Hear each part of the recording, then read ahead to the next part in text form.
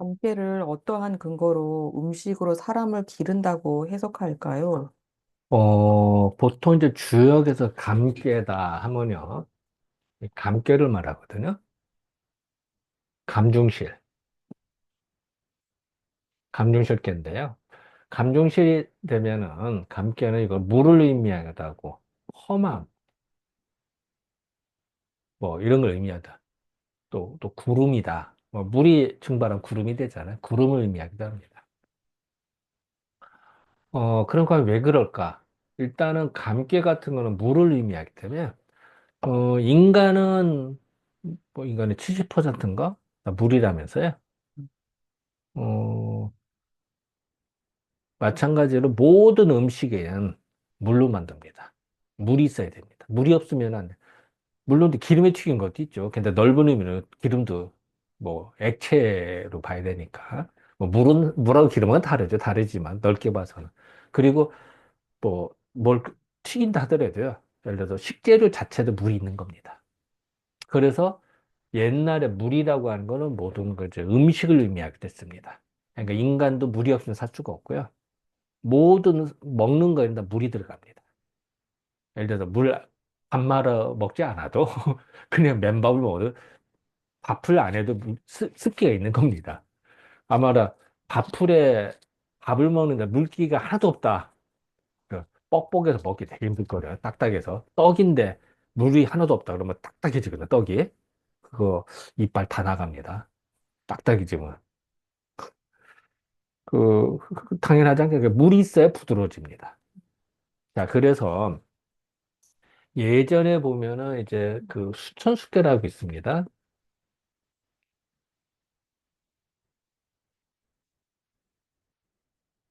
이게 수천수계거든요. 수천수계는 뭐냐? 하늘 위에 물이 있는 거야. 하늘 위에 물이 있으면 뭐죠? 그게 구름이지. 물방울, 그러니까 습기 같은 게 구름이잖아요. 구름을 의미한다.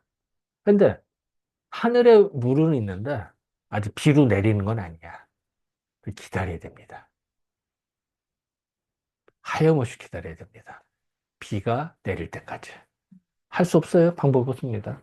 그러면은 기다리는데 어떻게 해야 될까? 그냥 마냥 기다려야 될까? 아니면 내가 잘 먹고 때를 기다리고 준비 운동하고 뭐 체력 달리면서 기다리는 게 나을 거야. 당연히 잘 먹고 체력 단련해야 됩니다. 그래서 그 수천주교 구호 같은 구호 같은 경우가 음식을 먹으면서 기다린다 이런 표현을 씁니다. 그때 왜냐면 감꾀의 중심에 해당되니까 음식을 의미합니다. 마치 하늘에 구름이 하늘에 음식이 떠 있는 것 같아. 음식은 아니지. 아니지만 이제 물은 하늘에 있는 물은 구름이고 그게 나중에 물이 되면은 그 음식이 되니까 상징적인 얘기죠. 그래서 음식을 의미한다. 그래서 음식을 먹으면서 기다린다. 이게 기다릴 숫자거든요. 수천수께. 기다리면서 음식 먹으면서 기다린다. 이런 말이 나오는 거고요. 또 택수공께도 마찬가지입니다. 택수공께서도 이제 구이 같은 경우도요. 음식을 먹으면서 노곤하다. 이런 얘기를 합니다. 음식을 너무 많이 먹다 음식이 부족하다. 음식 이야기가 나옵니다. 왜 음식일까? 감기이기 때문에. 감기 물이기 때문에. 물을 의미하고, 물은 곧 음식을 의미하니까. 자, 어떻게 보면 논리의 비약 같잖아요. 근데 논리 비약이 아닙니다. 정말 그렇습니다.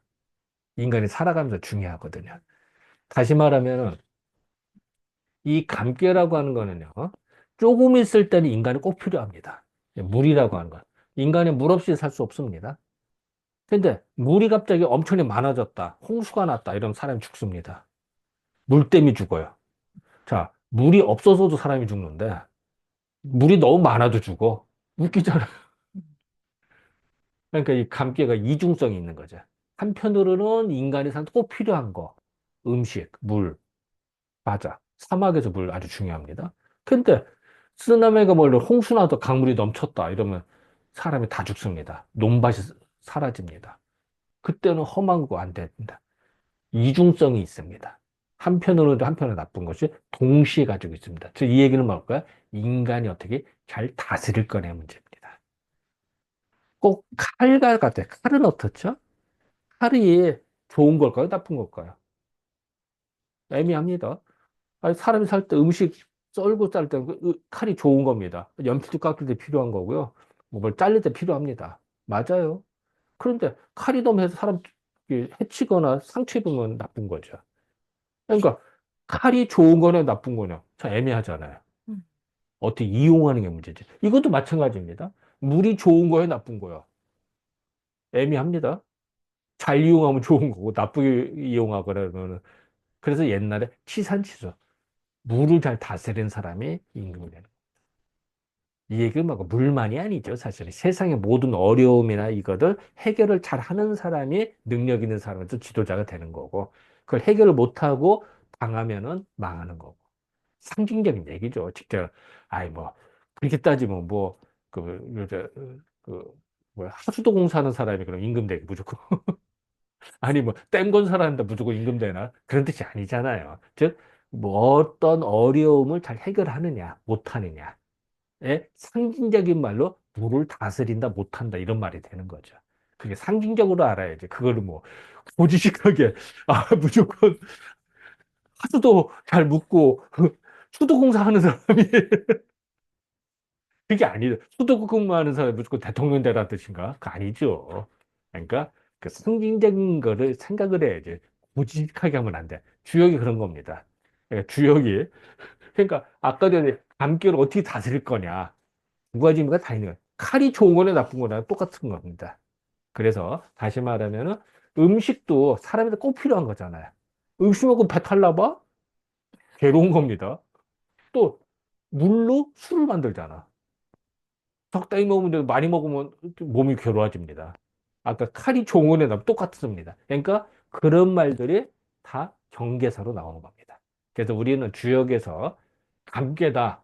그리고 물을 의미하기도 하지만 어느 때는 구름을 의미하기도 하고 어느 때는 밥, 식량을 의미하기도 하고 술을 의미하기도 한다. 라고 알아차려야 돼. 어느 때는 감기가 나왔는데 이게 험하고 홍수 쓰나미다. 괴로운 거다. 문장의 별로 다른 거예요. 그걸 잘 알아차려야 되는 거죠. 네, 그런 것을 통해서 우리가 살아가는 지혜를 느끼는 거다.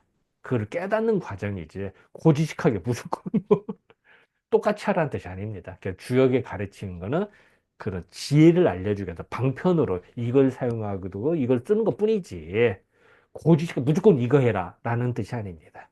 그러니까 내용을 쭉 읽어보면 그런 말이 다 내포되어 있는 겁니다. 네, 감사합니다.